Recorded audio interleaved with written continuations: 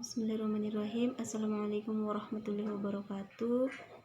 Saya atas nama Ulfianti. Di sini saya akan mempresentasikan hasil dari PowerPoint saya yang berjudul Konsep Waktu, Perubahan, dan Kebudayaan.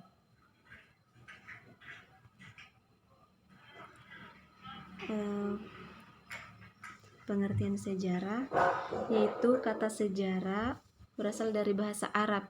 Sejarah artinya terjadi, sedangkan kata syajaratun artinya pohon kayu yang terus-menerus tumbuh dari bumi ke udara yang mempunyai cabang, dahan, dan daun, bunga, serta buah. Menurut Muhammad Yamin, di dalam kata sejarah tersirat makna pertumbuhan atau kejadian.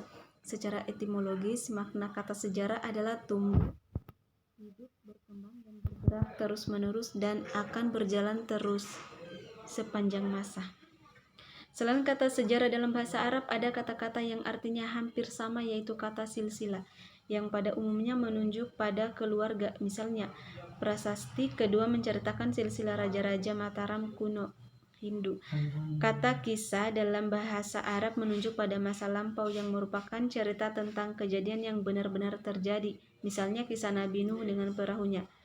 Menurut Aristoteles, seorang filsuf Yunani, kata historia berarti penelaahan secara sistematis mengenai perangkat gejala alam tanpa mempersoalkan susunan kronologisnya.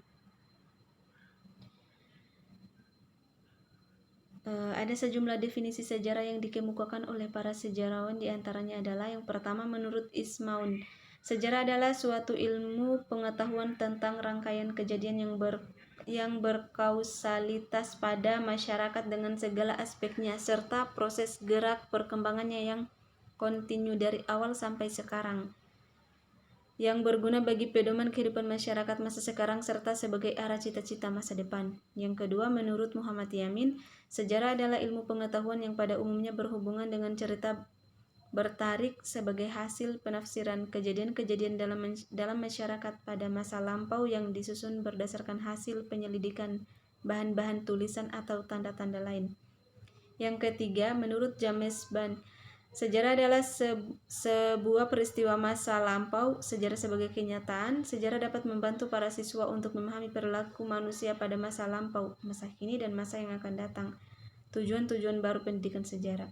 Yang keempat, menurut Kunto Wijoyo, sejarah dapat diartikan dua macam, yaitu sejarah dalam arti negatif dapat dipahami sebagai berikut. Sejarah itu bukan mitos, sama-sama menceritakan masa lampau. Sejarah berbeda dengan mitos. Mitos menceritakan masa lampau dengan waktu yang tidak jelas dan kejadian yang tidak masuk akal di masa sekarang. Misalnya dari Jawa ada mitos tentang Raja Dewata Cengkar, seorang raja pemakan manusia yang akhirnya dikalahkan oleh Aji Saka. Dari Sumatera ada mitos tentang Raja Iskandar Zulkarnain yang turun dari Bukit Seguntang yang kemudian menurunkan raja-raja. Dalam mitos tidak ada penjelasan tentang waktu kapan peristiwa terjadi.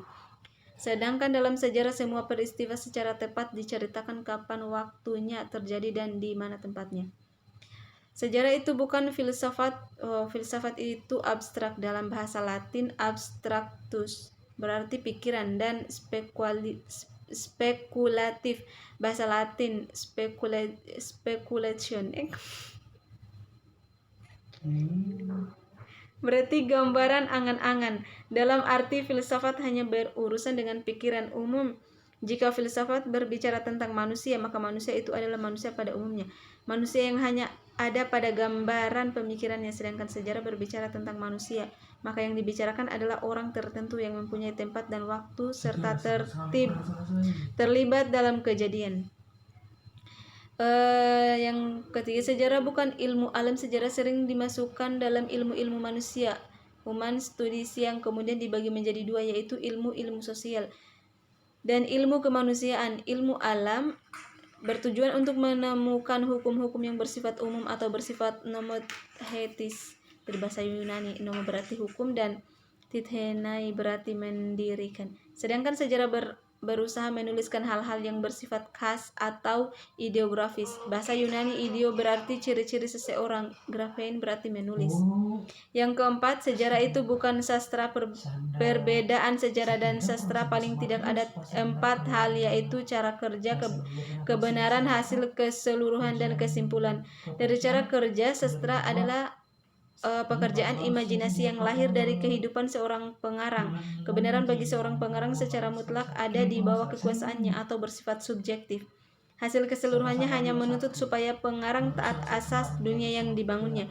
Misalnya, ia sudah terlanjur bercerita tentang orang yang suka merokok. Ia tidak boleh lupa bercerita seolah-olah orang itu tidak suka merokok, tanpa memberitahu pembaca. Dalam kesimpulan, sastra bisa saja berakhir dengan sebuah pernyataan, sedangkan dalam sejarah harus berusaha memberikan informasi. Bagian B, sejarah dalam arti positif. Secara positif, sejarah dapat diartikan sebagai berikut. Yang pertama, sejarah adalah ilmu tentang manusia. Sejarah membicarakan manusia, tetapi bukan cerita tentang masa lampau manusia secara keseluruhan. Manusia yang menjadi fosil menjadi kajian antropologi ragawi. Benda-benda peninggalan sejarah menjadi kajian arkeologi. Sejarah akan meneliti peristiwa-peristiwa sesudah tahun 1500. Meskipun demikian, manusia masa kini menjadi kajian bersama beberapa ilmu sosial sesuai dengan minat utamanya, seperti sosiologi, ilmu politik, dan antropologi. Yang kedua, sejarah adalah ilmu tentang sesuatu yang mempunyai makna sosial. Tidak semua peristiwa penting untuk perkembangan dan perubahan masyarakat. Misalnya, bangunan Belanda tidak penting, tetapi gedung dan di suatu kota menjadi penting karena gedung itu mempunyai makna sosial, yaitu sebagai contoh peninggalan suatu zaman. Kepergian Pakubawaan X ke tempat peristirahatan mungkin tidak penting, tetapi ketika Pakubawaan X pergi ke daerah-daerah tahun 1910-an menjadi penting bagi pemerintah Belanda karena dianggap menggugah nasionalisme Jawa. Yang ketiga, sejarah adalah ilmu tentang sesuatu yang tentunya satu-satunya dan terencana. Sejarah adalah sejarah tertentu partikular, bahasa Latin yang berarti tertentu, lawan dari generasi berarti umum. Selanjutnya, sejarah adalah ilmu yang unik mengenai satu-satunya, bahasa Latin. Latin unicus berarti satu-satunya. Oleh karena itu, sejarah menulis peristiwa yang terkait dengan tempat dan waktu yang hanya terjadi sekali. Misalnya, sejarah itu menulis pemberontakan komunitas di Indonesia pada tahun 1965, tidak tentang pemberontakan pada umumnya yang dapat terulang kembali. Pemberontakan komunis di Indonesia pada tahun 1965 itu hanya terjadi sekali itu dan tidak terulang lagi di tempat lain. Yang keempat, sejarah adalah ilmu tentang waktu. Sejarah membicarakan masyarakat dari segi waktu. Apa yang dibicarakan tentang waktu? Hal-hal yang dibicarakan tentang waktu ada 4, yaitu perkembangan, kesinambungan, pengulangan, dan perubahan. Biasanya masyarakat akan berkembang dari bentuk yang sederhana ke bentuk yang lebih kompleks. Misalnya, perkembangan demokrasi di Amerika Serikat. Masyarakat Amerika Serikat mulanya berbentuk kota-kota kecil di New England pada abad ke-17. Kemudian tumbuh dewan-dewan kota. Dari dewan-dewan kota berkembang menjadi kota-kota provinsi. Dari kota provinsi timbul kota-kota besar. Dari kota besar timbul kota metropolitan, dan dari kota metropolitan timbul kota megapolitan. Sementara itu demokrasi mengikuti perkembangan kota. Bagian B, guna sejarah. Menurut Koento Wijoyo, setidaknya guna sejarah dapat dibedakan menjadi 2, yaitu yang pertama, guna intrinsik terdiri atas sejarah. Sebagai ilmu sejarah adalah ilmu yang terbuka, artinya siapa saja yang dapat mengaku sebagai sejarawan secara sah asal hasilnya dapat dipertanggungjawabkan secara ilmu. Keterbukaan itu diperkuat dengan adanya kenyataan bahwa sejarah menggunakan bahasa sehari-hari, tidak menggunakan istilah-istilah teknis. Yang kedua, sejarah sebagai cara mengetahui masa lampau bersamaan dengan mitos. Sejarah adalah cara untuk mengetahui masa lampau bangsa yang belum mengenal tulisan, mengandalkan mitos, dan bangsa yang sudah mengenal tulisan biasanya mengandalkan sejarah. Paling tidak ada 2 sikap setelah orang yang mengetahui masa lampaunya, yaitu melestarikan masa lampau karena menganggap masa lampau itu penuh makna, atau orang itu menolak.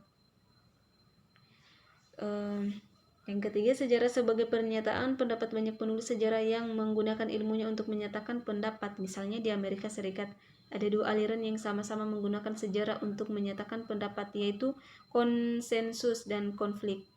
Disebut konsensus karena mereka berpendapat bahwa dalam masyarakat selalu ada konsensus dan para sejarawan selalu bersikap konformistis. Sebaliknya disebut konflik karena menekankan seolah-olah dalam masyarakat selalu terjadi pertentangan dan menganjurkan supaya orang bersikap kritis dalam berpikir tentang sejarah. Misalnya perang saudara di Amerika adalah persekongkolan kaum industrialis dengan kaum politis. Yang kedua, guna ekstrinsik dilihat dari kegunaan sejarah secara ekstrinsik. Maka sejarah secara umum mempunyai fungsi pendidikan. Di antaranya adalah yang pertama, pendidikan moral. Jika pendidikan moral harus berbicara tentang benar dan salah, dan sastra hanya tergantung pada imajinasi pengarang, maka sejarah harus berbicara dengan fakta. Fakta sangat penting dalam sejarah. Tanpa fakta tidak boleh bersuara. Misalnya, benarkah secara historis bahwa semua bupati sebagai bangsa terjajah itu balik? Sebaliknya, benarkah semua presiden sebagai penjajah itu buruk perlakuannya terhadap pribumi? Jawabannya itu harus dilengkapi dengan fakta. Yang kedua, sejarah sebagai pendidikan perubahan. Pendidikan perubahan diperlukan oleh para politis, ormas-ormas, usaha-usaha, bahkan pribadi-pribadi. Dalam era global sekarang ini tidak ada yang lebih cepat daripada perubahan. Misalnya kaum politis yang tidak dapat mengantisipasi gelagat perubahan akan ketinggalan untuk dapat melestarikan kepemimpinan. Perlu diketahui perubahan apa yang sedang dialami oleh para pengikutnya.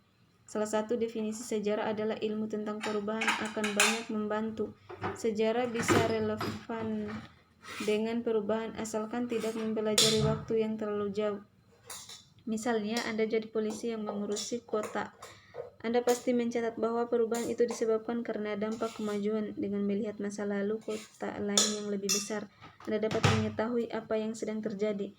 Yang ketiga, sejarah sebagai pendidikan keindahan. Coba Anda bayangkan bahwa Anda adalah serdadu Belanda di Benteng Makassar atau Jakarta waktu masih bernama Batavia, atau Anda sedang berkunjung ke monumen pertempuran. Betapa sulitnya melawan peluru dengan bambu runcing. Bagaimana perasaan Anda jika sedang membaca buku tentang perang Diponegoro, perang Paderi, dan perang Aceh? Dengan sejarah mengajarkan itu semua, Anda diminta untuk membuka hati dan perasaan. Pengalaman estetik dan datang melalui mata waktu kita, antara lain datang ke monumen, candi, istana, dan membaca.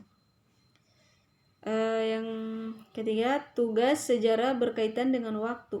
Tugas sejarah membuka masa lampau umat manusia yang mengandung pengertian bahwa sejarah meneliti dan mengkaji peristiwa-peristiwa di dalam masyarakat manusia yang terjadi di masa lampau. Peristiwa pada masyarakat manusia dan masa lampau atau waktu yang lalu adalah sesuatu yang penting dalam definisi sejarah.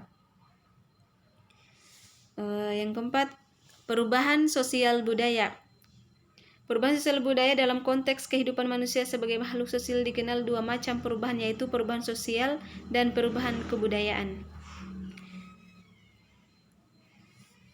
Beberapa pendapat tentang definisi perubahan sosial budaya,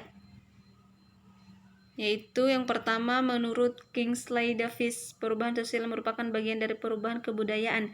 Perubahan kebudayaan mencakup semua unsur kebudayaan, misalnya kesenian, ilmu pengetahuan, teknologi, dan lain-lain, termaksud perubahan-perubahan dalam bentuk serta aturan-aturan organisasi sosial. Yang kedua, menurut Taylor, mengemukakan bahwa kebudayaan adalah suatu kompleks yang mencakup pengetahuan, kepercayaan, kesenian, norma, hukum, adat istiadat, serta kebiasaan dari manusia sebagai warga masyarakat. Yang ketiga, menurut Gillin dan Gillin, mengatakan bahwa perubahan sosial budaya merupakan variasi dari cara-cara hidup yang telah diterima, baik karena perubahan kondisi geografis, kebudayaan, komposisi penduduk, ideologi, divisi, atau penemuan-penemuan baru dalam masyarakat.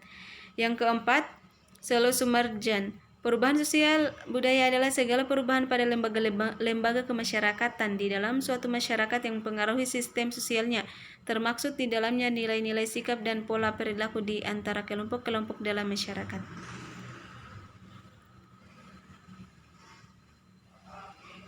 Faktor-faktor yang menyebabkan perubahan sosial budaya, yaitu yang pertama, Ada faktor internal. Yang dimaksud faktor internal adalah faktor yang berasal dari dalam masyarakat itu sendiri, antara lain bertambah dan berkurang penduduk, penemuan-penemuan baru.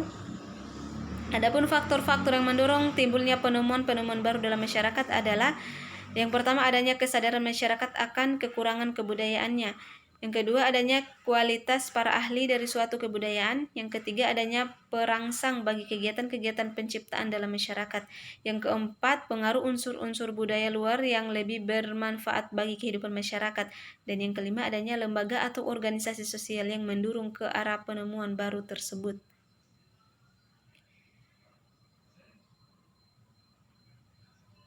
Pertentangan konflik dalam masyarakat. Pertentangan konflik dalam nilai-nilai dan norma-norma politik, etis, dan agama dapat menimbulkan perubahan sosial budaya yang luas. Faktor eksternal. Perubahan sosial budaya dapat pula disebabkan oleh faktor-faktor yang berasal dari luar masyarakat, yaitu lingkungan fisik, pengaruh kebudayaan masyarakat lain. Faktor-faktor yang menyebabkan masyarakat menolak adanya perubahan sosial budaya. Yang pertama, masyarakat merasa ragu-ragu atau curiga terhadap sesuatu hal yang baru yang dianggap sebagai sesuatu hal yang bersifat negatif. Adanya pandangan seperti ini muncul dalam perilaku menolak langsung atau menolak terlebih dahulu sambil mempelajarinya untuk kemudian menerima atau menolak. Yang kedua, kurangnya pendidikan atau pengetahuan masyarakat terhadap sesuatu yang baru tersebut sehingga mereka menolak. Yang ketiga, adanya kecenderungan untuk tetap menyukai, memelihara sesuatu hal yang lama membuat inovasi terhalang. Misalnya, masih adanya sikap priai dan sikap feodalisme menghalangi seseorang untuk berorientasi pada prestasi individu. Konsep kebudayaan, yaitu ada pengertian kebudayaan, ada unsur-unsur kebudayaan dan wujud kebudayaan. Ya baiklah, itu saja yang dapat saya sampaikan. Itulah yang dapat saya jelaskan terkait dengan konsep waktu perubahan dan kebudayaan. Ya, jika ada salah kata dalam penjelasan saya